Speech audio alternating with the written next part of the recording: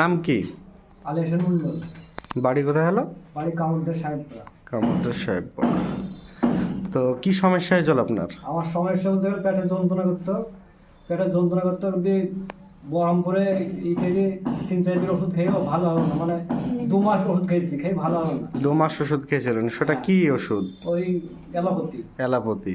ওষুধ খেয়েছিলাম। আপনি বহরমপুরে ডাক্তার দেখাইছিলেন? বহরমপুর সার্জন খেয়ে গেছিলাম। জমশেদপুরে তো অপারেশন করতে বলেছিল, বলছে কি অপারেশন করতে হবে, অপারেশন না করলে ভালো হবে না, তাই বলছিল। ছবি টবি করে সব কিছু করে বললো কি তাহলে শুক্রবার আইবো, তাই বলি আর যায়নি। শাকিল বললো কি এইখানে আসে, আগে ইয়াতে পাটদিয়া জিতপুরে গেলাম, যাই ওখানে 2 সপ্তাহ থেকে ভালো হলো না।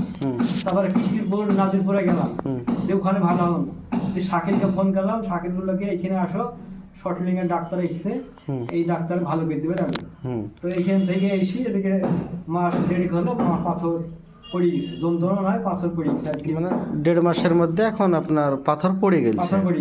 যে আপনার অ্যালোপ্যাথি ডাক্তার বলেছিল অপারেশন করার জন্য, সেটা অপারেশন করা লাগলো না, আমাদের ওষুধের দ্বারাই পাথর পড়ে গেল, গলে পড়ে গেছে।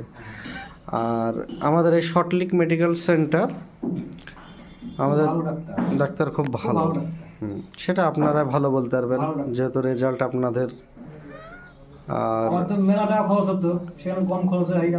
হ্যাঁ, তো আমাদের ডাক্তার সাহেব কেমন?